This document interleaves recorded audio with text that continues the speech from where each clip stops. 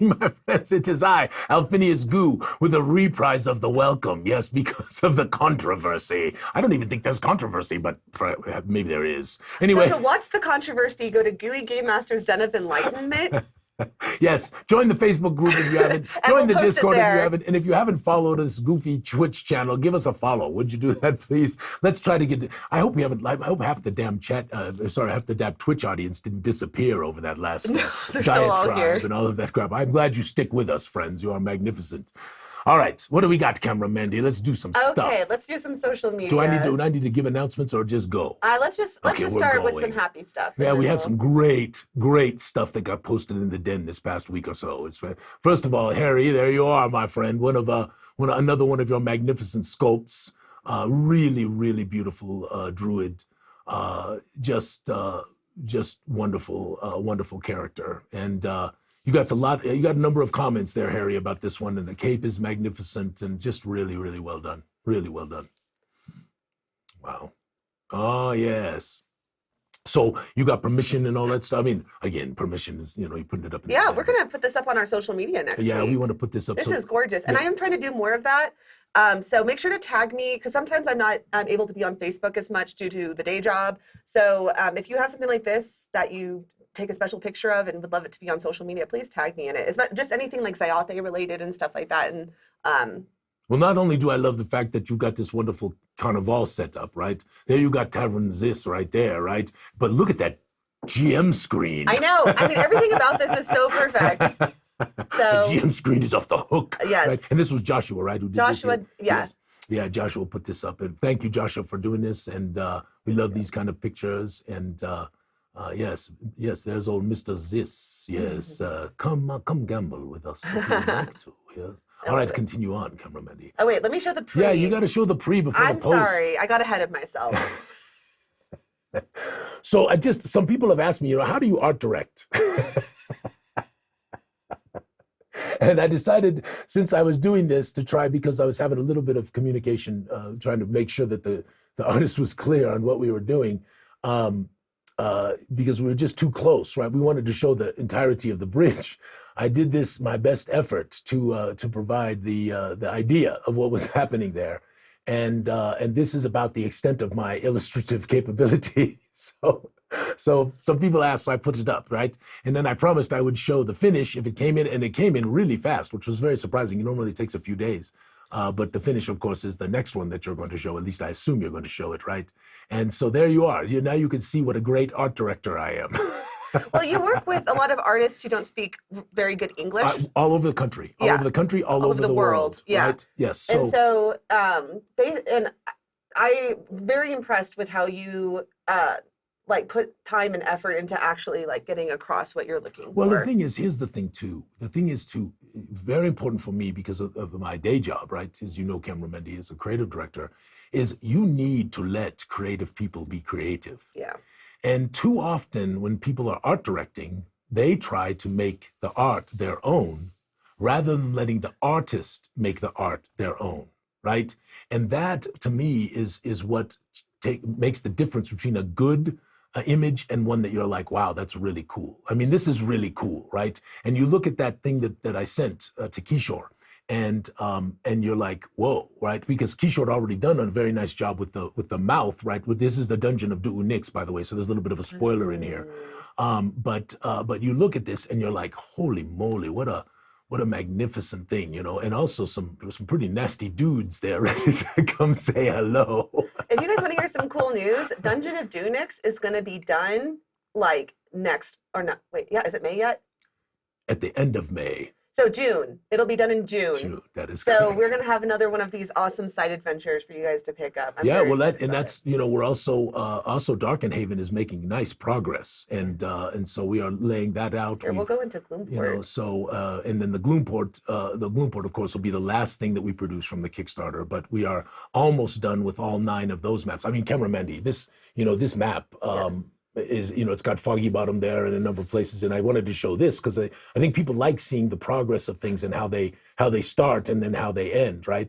And I go back and forth with the artist here and give suggestions, and Carrie had a nice part in this in helping to identify the various neighborhoods and such like that, because this is the last of the 9 maps, and there are 9 of them, and they are 17 inches by 22 inches, and they come together and make this most incredible cavernous city called the Gloomport underneath Darken Haven. And I am just infatuated with it. I am astounded by it, and I think it is going to be really amazing for our game masters and our players. And I cannot wait for it to be finished so I can take some of my players there, Cameraman.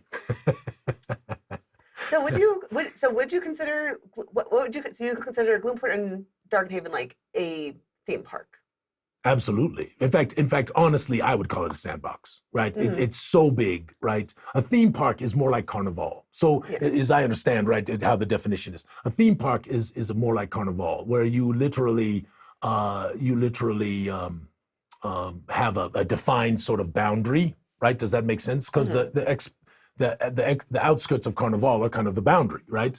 And so you can run around and pretty much do whatever you want in there. And the nice thing about that kind of a situation is that you don't have to improvise everything. You have NSREs and things like that that you can add in as you see fit. You can add things to it as you see fit, but it doesn't take you, all the way across the continent to some other locality, which is what a wide open sandbox would typically enable players to do whatever they kind of want to do. And so this is definitely, I would say, a massive theme park is probably the best description of it, because you're going to remain in the city. It has defined boundaries, but it's huge. And you have so much, and I mean, it truly does like give you the flexibility of having a sandbox while also doing a lot of the prep work for you. Absolutely. And that, well, again, I truly do believe that preparation makes for better games. And however you prepare, right? Even if you prepare just as an improviser, right? It just makes for better games, in my experiences. And the key thing I think that is most important when folks are running games is that the characters, the player characters, need to be integrated into the tale.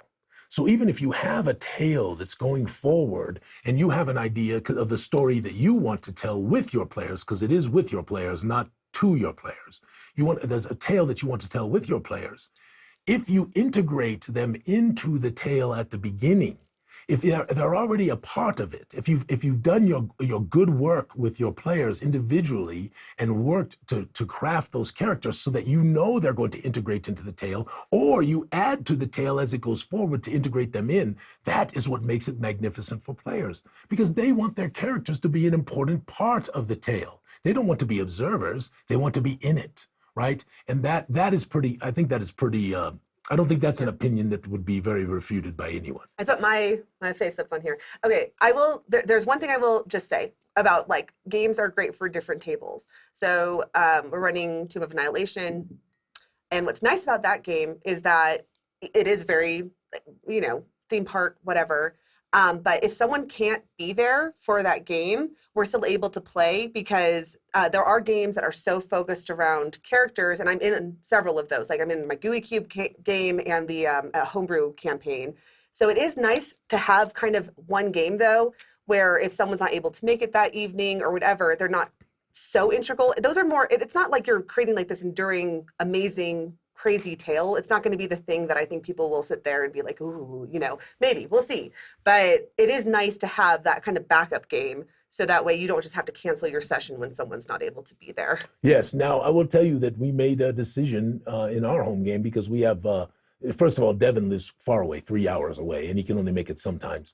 And then we just made a decision that if Devin and one other person can't make it, we're still going to run and just play their characters, which is honestly what we used to do in the old days when we were kids. You didn't show up, bro. You didn't get to play, bro. Sorry about that, bro. The way it goes, right? Yeah. So that's kind of what we're doing in the home game. But I do agree with you. Drop in and drop out games are a lot easier, right, for people to get together and play and all that stuff, versus trying to coordinate. Where you're literally able to play on a consistent basis with this crazy world in which we live, where we all have jobs and families and friends and kids and grandkids and places to go and people to see and all of that stuff, right? And I think it also comes back to like why you're playing. If you are playing to tell that enduring tale, That's one thing. But if you just want to get together with your people and if you just want to spend time together, and like that's how, and games facilitate that. Like I get to see my best friends every Tuesday. Yeah. And like we don't want to give that up just because somebody can't make it. So anyway, that's all I'm saying. But you noticed you took us back onto the topic that you wanted to do a video about later, Cameron. Did I? I don't know that I did. I want to bring that up. Let us continue. Okay. Paul, beautiful. Paul. Beautiful underground smuggling secret lava thing Fire going and on water. here. Fire and water. Yes, magnificent. Yes. Yeah. And you didn't grab all the pictures, right? Did you? No. Try to do that in the future. Okay, I will try and so I can do kind of a slideshow. Yeah, because my internet was just acting wonky right before the game or the show, so I wasn't able to. Yes, and she was trying to figure out how to have me do, this special thing like 20 minutes not. before we were going to come stream with you all. Any questions from the chat, cameraman? Have you been paying attention? I'm. All these wonderful people are out there and probably saying If there all kinds have of been any snarky questions, things. please. I know, like we're gonna go back and reread the comments because I want to see how popular the idea for the maybe video is. Okay, and then this one's from Todd, Yeah, Todd. and I do really like that tree. I actually I bought from Genghis Khan. Someone was there selling 3D printed tree sets that look just phenomenal. They actually might come live at this office because I don't know that I have space in my house for them, but they're gorgeous. The elven theme here is really, I think it's an elven theme, right? It's really, really magnificent. And of course, Paul and Todd both grace our den with these wonderful images. And I hope people love them. Yes. It's so great to be in this place where people are showing their various aspects of their creativity. And it is just a wonderful thing. All right, Okay. What you got next, cameraman? Harry, can you repost that question because it cuts it off so I can't see what the whole thing is? Repost the question, Harry. Okay. Yes. It's from Contori, it's from Team Kylan. So yeah, please repost that. Okay. Repostage. Okay. Oh, I am wearing these right now. I should cut to myself. Yes, you should. This is from Michael, yes. Yes. First it was for Alphinius. This ear is pierced, so I could have put it on, so I could have. Have you worn an earring in that ear for... It might be closed. Yeah. I think I pushed you through might it have to one time. get it re-pierced. Yeah, re-pierce. Is there a thing called re-piercing? I think it feels more like a zit now. Not Oh my piercing. gosh. Okay, here's the question from Team Contori. Lore question. Speaking of art and opinion, is there a general feeling towards pre-woe art in architecture? And that is something I'm very interested in, but it is expensive. So I'll let Alphinius speak on that. So listen, I really want to tell you something that if we continue on the path that we're on and we continue to have growing success, which we are having, and thank you all for helping us with that, I would love to do some stuff pre-woe. Of course, if you have the West Vedestia Cyclopedia, you have probably seen Galganath, which is the airship of the Ethnic people that has never been accounted for. And there are some who believe because it could literally enter the void space, it could leave the world of Zyathé and into the void space. There are some who believe that it is still out there, perhaps fully intact and still capable of continuing, but more than likely corrupted and in a terrible circumstance, right? And so when you ponder that a little bit, right, when you ponder the impacts of the lore of Galganath being out there in the void space and being totally, corrupted and just totally different and scary and twisted and warped and all of that stuff that the Lords of Corruption would have done with regards to the high magics, right, which is Galganath was ported by. Anyway, you can see a picture of it in West Vedestia. Sorry about that, cameraman. I went off the train there just a little bit. All right, yes, the Skandrus. Yes, so I put this up. So some of you know, in fact, probably a lot of people here know because a lot of folks who joined our Goo Morning Zyathé have been around for a long time. But for those who do not know, the Skandrus are these magnificent people that we created. And basically they are Malathuk's creation. And I put up the story here, and I won't repeat it for everyone to hear, but the idea of a character that is a Skandrus with memories of their pasts and all of that kind of stuff really brings a lot of depth and interest to playing a Skandrus character. And I wanted to just share that because there's so many new folks that don't even really know I think there's folks out there don't really know about the Sarth or the Garund, and because we have had so many new people come on board and join the den, and I mean, I don't know if you know this, cameraman, but I think we're 2,100 people in the den now at this point, something like that. And just to clarify, though, this is a Skundruz, not Malithuk. That is correct. This is a Skundruz. And then right? is that an actual second mouth, or is that just like a special item? No, that is a godly symbol. Nice. Yes. I just wondering because there's like blood draining from it. Yes, so this is an assassin. Nice. Skundruz assassin. Yes. Okay. Not one you want to run up against for sure. Trey has a very important question for Yes, us. Trey. Hello, my friend. If you were wearing a sweater and work out really hard, do you become the sweater? I would say that if I'm wearing a sweater or not, I am a sweater. But that is just me. It depends on the people, right? But that is very funny, Sir Trey. As a punnilicious, as they say. Everyone else in the chat can groan. See, this was amazing. So and just to be very clear, this is from Jen Coleman Photography. We always want to get credit. Yes, credit absolutely. Is due. And Adam, thank you image. for making sure we did post credit for that. Yes, so, thank you, Adam. But when you ponder this, right, think about this in fantasy, right? You ain't seeing that. This is a surprise roll. You better roll really high. Yeah, you roll a 20 to see the giant crocodile. Yes. So easily. Or the croc-a-frog. Yes. Yeah, love it. Yeah, it's really, really good. Thank you, Adam. I always appreciate Adam. Adam puts up such interesting things, right? Oh, yeah. Hello. Palace Spirits is now up on Fantasy Grounds. Everybody go whoop, whoop for Ben. Yes, thank you, Ben. Yes, You're thank you, Ben. magnificent. Yes. And I think Carrie might have helped with this a little bit. I don't know for sure. Yeah, Carrie, not our Carrie, the writer, Carrie Malsom. Carrie Malsom, Yes, I so believe. And maybe some others. So if Ben's in the chat or someone is in the chat, I've got an itchy face, sorry. That's what Ms. Controversial. Goo, that's what Ms. Goo did. Controversial. What? You're not allowed to have an itchy face. You can't have an itchy face with cameraman. Shenanigans up in here. No, it's just, aren't you not supposed to, like, when you're doing this stuff, not supposed to put your hand up to your face? I have to do this with my nose sometimes because it's dripping. Nice. Okay. Our writing contest is going really great. Carrie, our writer, did a great job writing blurbs for these. I hope you guys are all reading them on social media. Gives you some insight into some of the custom characters. What is that? I have to do it backwards. I meant to point at her and I pointed the wrong way, right? Oh, okay. So I got to make sure I point this way, not that way, right? Because I have to do it all backwards. Paul says, I submitted one today for this wizard. All right, That's Paul, awesome. very good, yeah. And this is going to be, there's 12 different characters and everybody gets a chance to win. And if you're selected, if you're one of the winners that's selected, we're going to use your backstory for the character at the conventions. And it's wonderful. It's really, really fun. And of course, the art is magnificent. Just wonderful. Just wonderful. This was a beer who made this one. This is really, really good. Yeah, she is spectacular. Genuinely. I was excited that you let us use her for... I'm back. Yes, we're done with social media. That was all. That is it. So next, do we want to do the Mournwood and the Contributors Guild? So listen, if you haven't, we should tell people this. If there's anybody out there who hasn't, wants to do the writers contest, right, and you haven't done it, you just go to gooeycube.com/contests, right, cameraman? That is a very good point that I didn't think about in this moment.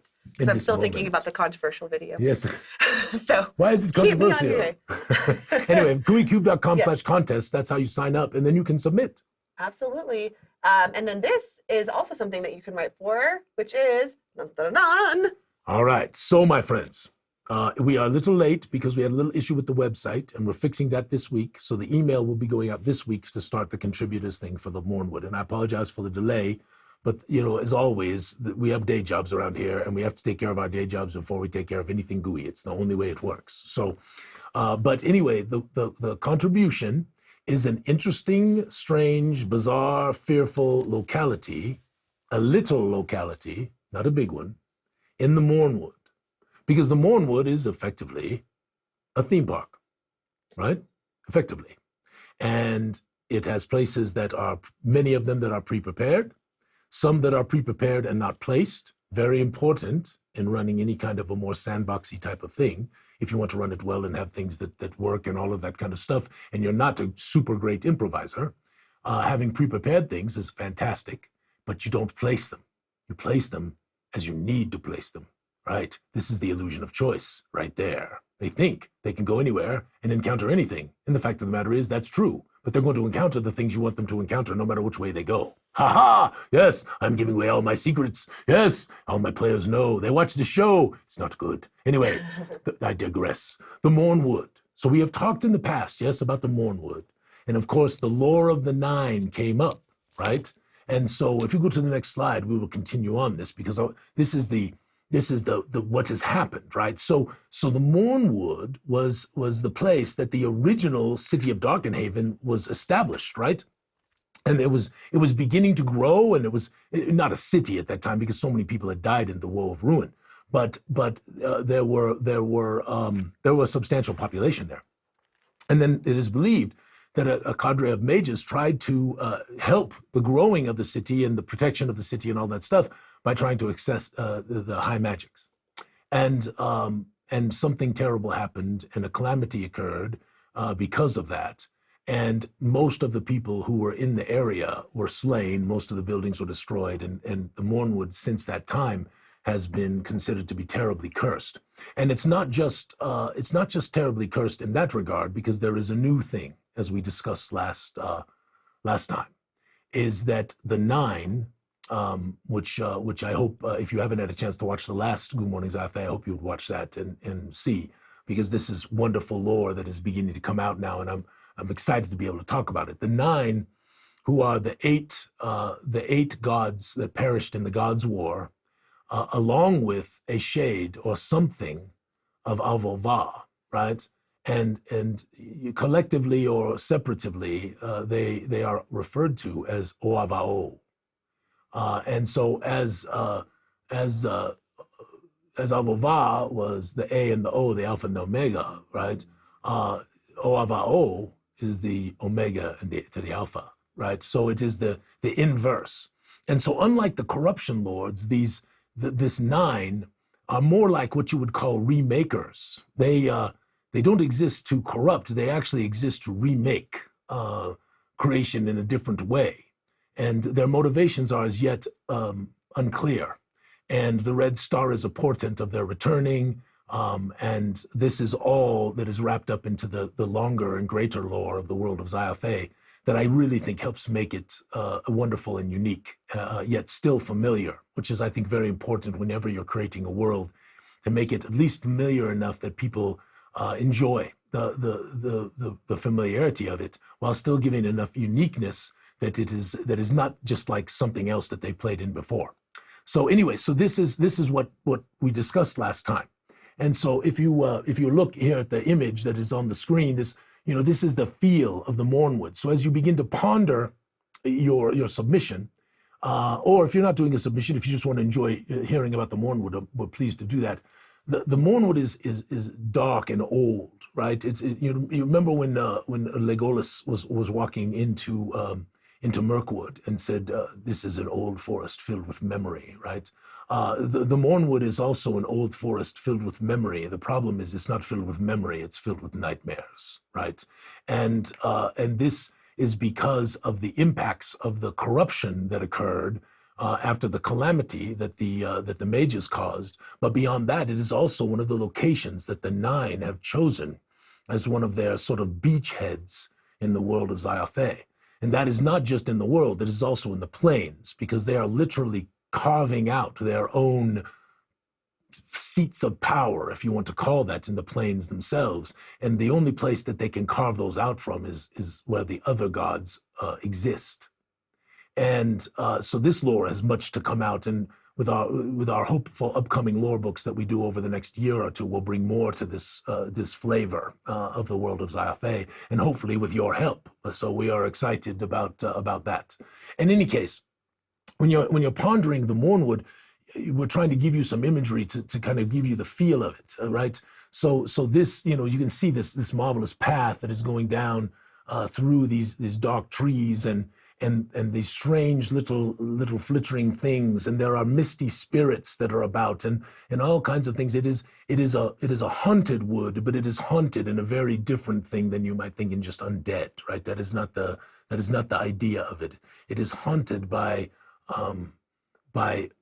otherworldly things, and the remaking of some things and the corruption of others, right? And so you have this wonderful push and pull between the corruption lords, the nine, as well as, of course, the gods themselves, who are pushing and pulling, right?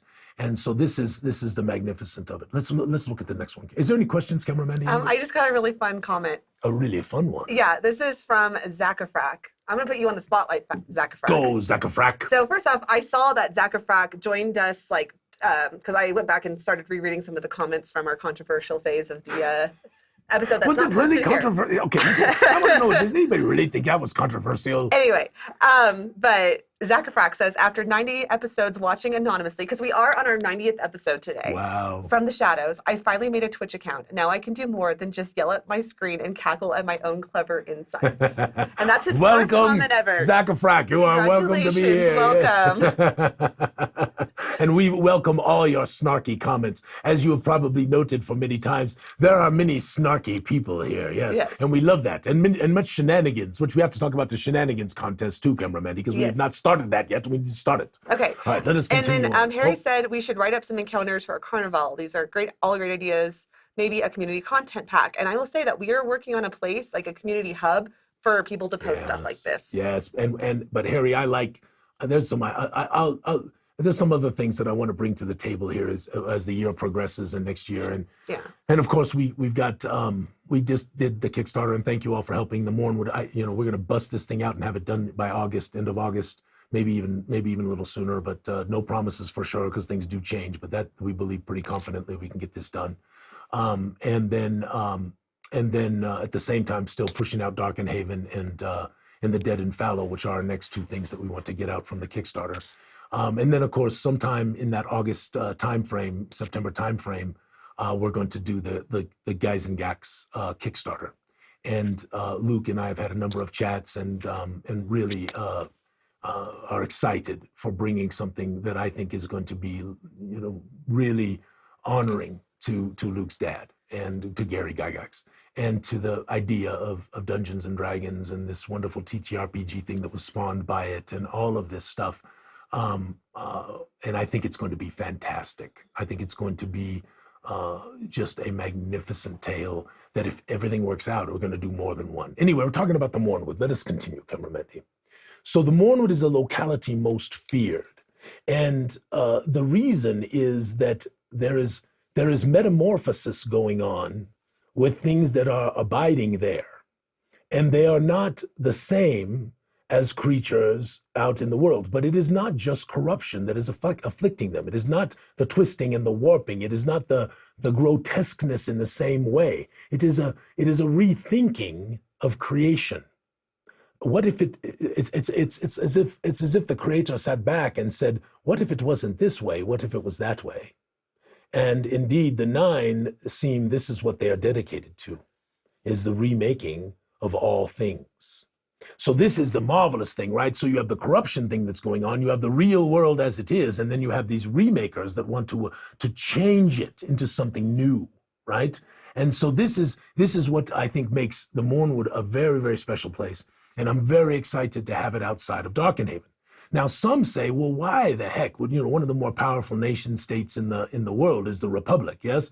The Shawaiwon Empire in Estrenia, of course, is very powerful. All three of the magnificent empires down in Sundestia are extremely powerful. There's a few others, right? Certainly the Sart's place in Sustrenia, there are others, but it's one of the most powerful nation states in the world. Why haven't they just gone in there and wiped it out? Well, the reason why they haven't is because bad things happen to people who go in there, and there is no reason. Do you see what I'm saying? Most of the etheric locations are terribly, fearfully corrupted, and it is easier for governments and nation states to employ crazy, stupid adventurers to go get stuff for them than it is to send in armies and lose massive amounts of people and the morale of their folks and all of that kind of stuff, because there are sicknesses. And The interesting thing about the Mournwood is, as we produce it, is we're going to have a little bit of eldritch horror going on in there with a little bit of insanity, as well as afflictions that can happen to your body as you're in the Mournwood. So this will be a fun little thing as we produce Blood for the Con. Anyway, this is why it is a locality most feared, is because it's got kind of everything that's wrong with the world of Zyathé that is there. But there are also, as you can see on the image here, there are also ruins, places places to fear, and places where things might be discovered. And these ruins date back all the way to the time when they emerged from the Woe of Ruin, right? When they came out from there. But there are even ruins from far beyond that. In fact, there is said to be somewhere in the deeper parts of the Mournwood an Aethernic citadel that some believe still stands. And what that means is a tale still in the telling. But as you see and you look at this, and this is important, it's not, I just want to understand, it is fearful, it is dark, it is scary, but it is also interestingly beautiful. Because the remakers in particular are not necessarily interested in making the world disgusting versus the corruption lords, because they believe disgusting and twisted and grotesque, right, is sort of their thing, right? The remakers have a different idea of what it should look like. And so this is affecting everything that is going on in there, right? And so as you ponder it, you don't necessarily have to come up with something really gross and scary and disgusting. You could come up with something interesting and intriguing and wonderful as well when you're looking at your submissions. Now, also, there was a fairy court. Actually, there were two of them in the Mournwood in long days past. And this has not been revealed yet, and it is still being sort of trying to be figured out. But some believe that something has happened to the wild hearts of the two courts that were there, and that something has happened to the fairy that are present. Now, again, for those of you who, the fairy lore that we are doing is for the most part, with the exceptions of the noble fairy, most of the fairy, different peoples, because they're different, there's all kinds of interesting, it's based in lore of Scotland and Ireland and England and Germanic lore and those kinds of things. These fairies, right? This is steeped in those kinds of lores. There are lots of different individuals who are part of the fairy courts, but most of them, for the most part, stay in the near area or within the boundaries of their wild hearts. The noble fairy tend to be the ones that venture out more. But that doesn't mean you can't run into a leprechaun, somewhere out in the world. You can, who is not part of a court, maybe abandon the court or whatever. But for the most part, they stay in their boundaries. But some believe that something has happened to the wild hearts and that they are actually potentially being used as a tool of the remakers. And so the fairy who are there are also being affected by this. So you can go to the next one, cameraman. So I just grabbed a couple of interesting fairy creatures that are part of the world of Zyathé and put them up. But there are things happening to these folks, and have been happening to them for a long time, that also add to the interest and intrigue of the Mournwood. So I hope that gets you kind of juicy, kind of like, ooh, it gets your creative juices flowing, a little bit. So, all right, cameraman D. Now, this is another thing. The wonderful thing about the Mournwood is that it is relatively proximitous to significant civilization, and yet it is uncivilized. And there are some who have attempted and done their best to make their homes there. Most of these being nefarious individuals who are trying to avoid the authorities.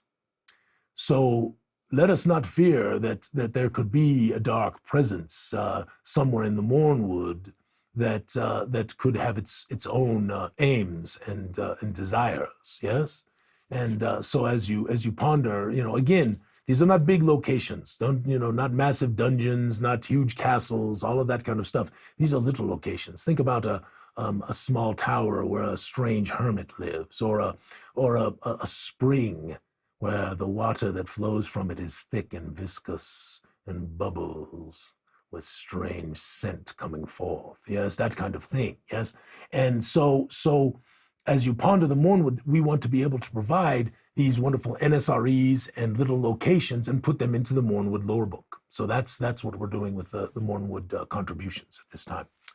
And of course, there are ruins that probably, please do stay away from, right? Things that are definitely known in the lore. This is the ruins of Fornastus Keep, which was the first citadel that was erected on the surface after the people emerged from the woe. Camera Mandy, I should stop for a second. Are there any questions in the chat? People are just chatting. All right. Yeah. Right. Like this one says, this illustration, I'm sorry, my voice. What happened? Oh, Camera Mandy, just do like I do. I'm a little sick. Okay. Great. I'm exposed. I'm like 8 feet away from you, 10 feet away from you. We're fine. That's a spew. Oh, okay. The illustration.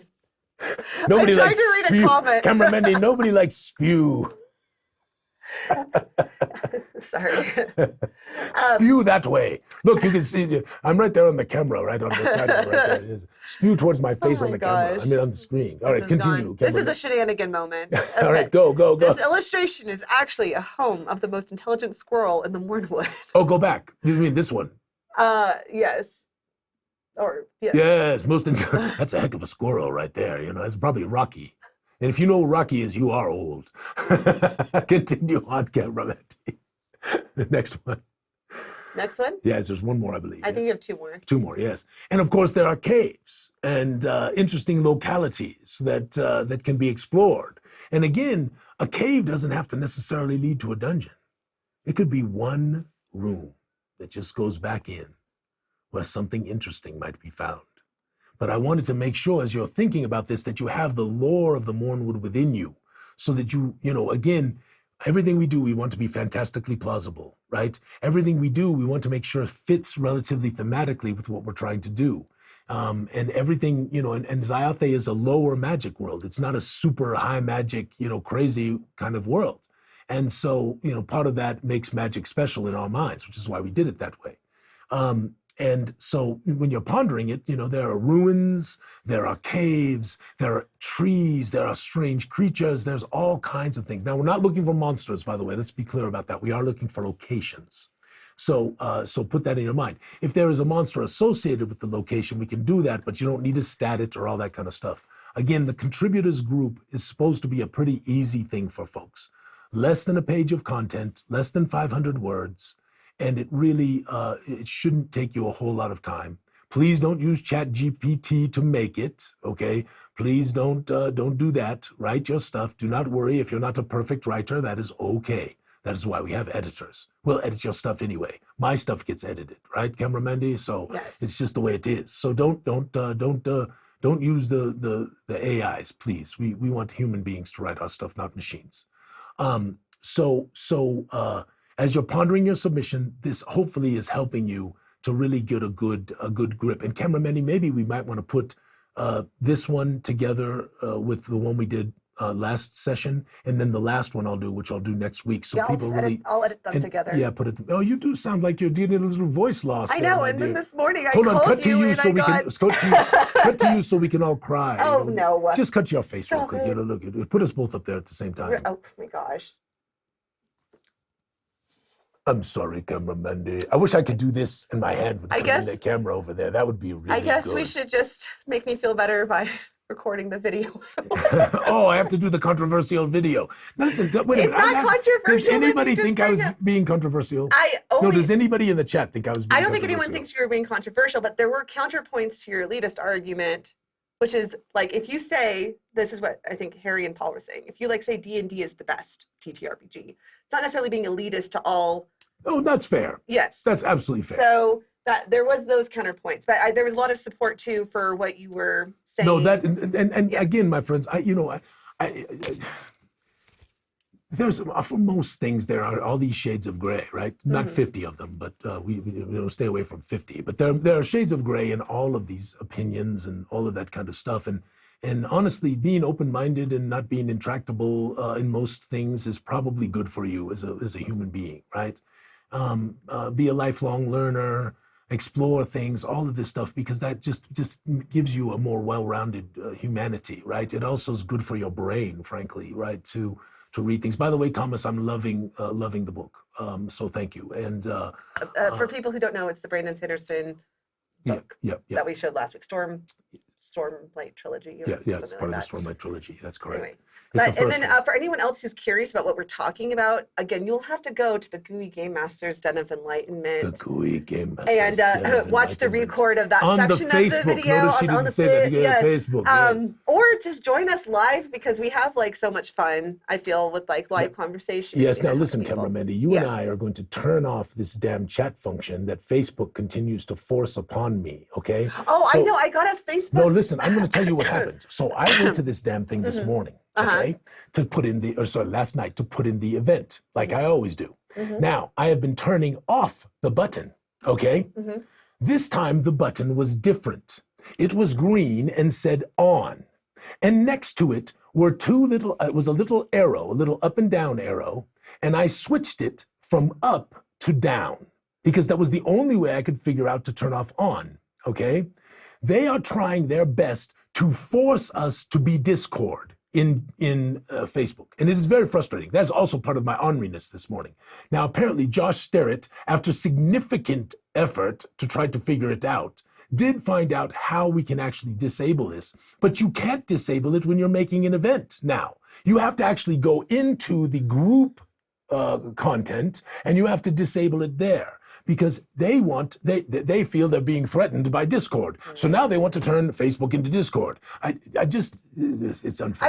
I will say, like, I feel that way about Instagram as well, like with the Reels. I love Reels, don't get me wrong, but there's TikTok. Instagram, I like for pictures. And so, anyway, that's all I'm saying. Facebook, you are what you are, and be what you are, and that's... Be what you are. Be what you are, and stop trying to be what everything else is. And don't force people to do things, right? This is hard, right? Because you with keep that said, changing the We're rules. starting our own community on our website with a forum, a community forum where people can post their fan fiction. We can have discussions.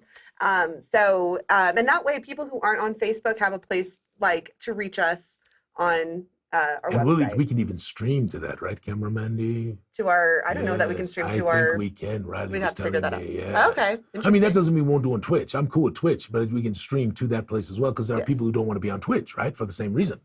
So anyway, okay. What time is it? We have 4 minutes to talk about the shenanigans contest. And I'm actually very curious to hear what you've come up with for this. All right. Okay. So, first and foremost, first, this is going to continue while we are in Europe. Okay, so because I don't know if you know this, Lawrence is going to come and help us for a couple of sessions. We're going to have some guest panelists on while we're gone. We're going to send video from Europe for you all to look at and make goofy things while we are there, take pictures of castles and all kinds of stuff. So I actually think it's going to be a pretty interesting time of stream with Camera Mandy and I gone. Hopefully it's not too good, right? Camera Mandy, we get replaced by Lawrence and us sending in videos. Oh, I'm sure it'll be fine. There's only 1 week that we won't be on, and that's because Lawrence is my brother and we'll be camping. So there's 1 week. We'll do a reprise of something that week for everybody to watch if they want to watch it. Maybe we'll take session 1. Maybe we'll play session 1. Like the first video we ever did. The first Goo Morning Zyathé that day. We should do that. I think that compared to where we've come, it's a little rough around the edges. No, I think that's great. People will like that. They'll be like, oh, God, they really did get better. So first and foremost, we are going to do some shenanigan assignments for the chat. So this is good. I'll explain a little more about that when we start next week, okay? But we are going to have shenanigan assignments that will actually maybe even bleed over into the Gooey Den, into Discord, okay? So these are shenanigan assignments. And the only way you're going to find out about the shenanigan assignments is to be here watching the stream. We're not going to post them in the Gooey Den. Okay. We're not going to post them in the Discord. So we're going to reward our people who come hang out with us. I kind of like the idea though that you like if you do a shenanigan, you post it up there, and then all these people who are in the den are gonna be like, "What?" Yes. Now I have a thought. Okay, go ahead. And if we're going to do this, then we have to figure out something different. So it's because I really want people to have some input to this. Okay. I was thinking rather than doing an individual shenanigans, what if we created shenanigan teams? So you could literally join up with a maximum of 5 of your friends. Okay, I think that you need to make it as easy as possible. Isn't that for easier? people. All right. I don't know that it's. I don't know. I guess but the if only problem one is, person if has to do it. everybody, if 100 people do a shenanigan in the den, it's going to be a little crazy. Don't you think that is possible? Right. So we need to think this through a little bit more. Listen, but I like it. No, I have to sneeze. I have to sneeze. Hold on. Camera Mendy, you need a moment. Oh, good gracious! That's way worse than when I was blow on my camera nose. for that. I know it was deeply unpleasant. I am so sorry. And she sneezed on me. I did not sneeze on you. You were not right here next to me. Hey, the spew. It's the spew. God, low budget production. Low budget production. What do newsrooms do if people have to sneeze? Like, I actually have seen every once in a while newscasters do like this real quick, and also sometimes they even have signals that they need to cut to another newscaster. There's a number of things that they do to try to avoid funny. those But like, what if you're like a very loud sneezer like I am? I guess if you're a loud sneezer, you can't be a newscaster. Actually, I believe this is true, and the people in the chat can validate this. I believe almost everyone, by doing this, you stop yourself from sneezing. Oh. I think that. I'll try that next time I'm on camera and have to sneeze. Yes, please do. Especially, I don't want to spew. Anyway. So I want to have shenanigan assignments, but we're also going to do shenanigan assignments. Thank you, Michelle. She says, OMG, human natural function is not gross. A sneeze is a sneeze. Well played, I agree with that, well Michelle. Played. Well played. Cheers. So we're going to have shenanigan assignments. And you're going to be able to do shenanigans as part of the assignments. So I think this is going to be a lot of fun. Mm-hmm. And we'll tell you what we want the shenanigan to be, right? And the way I think we're going to assign shenanigans, so it's not everybody doing it, is we're going to pick some people every week to be a part of the shenanigan, and we're going to pick them at random. But you can win more than once to do the shenanigan. So I think that's how we'll manage not having 100 of them. But that's why I was also thinking of teams, because that might be fun for folks.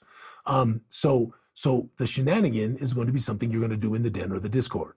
And I think it's going to be interesting and fun. And I'll explain more about shenanigans next week so we can actually talk it through. It's going to continue while we're gone. And there'll be a shenanigan winner every week. And then there'll be some grand shenanigan winners at the end of it. I do think that we need to think this through to make it manageable for us and the people doing the shenanigans. So I like your ideas for the most part. I agree with someone who said that, oh wait, there was a private message sent to me. You got a private message? My God, what's he doing, cameraman? He's insane. Anyway, let me read the private message in just a second. All this to say though, I think that you're onto something. We just need to like refine it so that way it's manageable for everyone. She's worried about getting blown up by it. That's what she's worried about. And it's probably a good worry, to tell you the truth. So Hans says, I introduced Gooey Cube to one of my local game shows. I don't know if you wanted me to read this out loud because it's a private message. So no, Hans told me that too. Yes, and they said they loved what they saw, and that means a lot to us. Yes, so. no, it's magnificent. The only thing is that as we have said many, many times, our stuff is very unfamiliar now. Box sets don't really exist anymore. People don't, handouts really don't show up very often in books and materials anymore like they used to. There's lots of things that they sort of moved away from, primarily, truth be told, because it's more expensive. And I don't think that's the best reason to move away from making something of quality and excellence. And so that's why we do what we do. But the problem is that lack of familiarity and the fact that few people out there in the world truly know what Gooey Cube is at all requires a hand sell, right? So you have to actually tell somebody about it and say, hey, and in a lot of game stores, there are folks who just want to sit there and let people buy whatever they want to buy and don't really want to try to sell them anything. And that can make us not successful in a game store. And I don't ever want to not be successful for any wonderful retailer who chooses to take us in.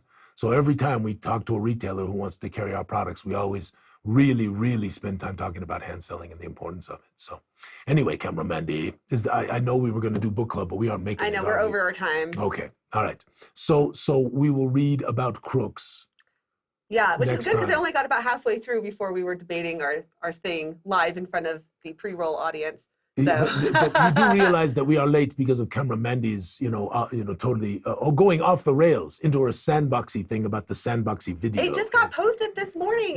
But did anybody think that it was controversial? No one thought you were. Good, I appreciate that because I definitely don't ever want to be one of those people that throws down on people and all that kind of stuff. It is, life is too short to be a mean girl or a mean guy, as it were, right? So let us not live in that place. Let us always try to be kind and caring and wonderful to others. What else, cameraman? That's a great way to end the episode. Truly, Yes. let us always try to be kind and wonderful and caring to others, because that is the only way that this world will make it in the long, long run. And that is a wonderful thing. Anyway, my friends, I hope you have a marvelous and magnificent Saturday, a wonderful Sunday to follow. And for those of you who have to work, I'm sorry for that. For those of you who don't, enjoy your weekend. That is magnificent. And we will see you very soon again. May all your adventures be sticky. Ha ha!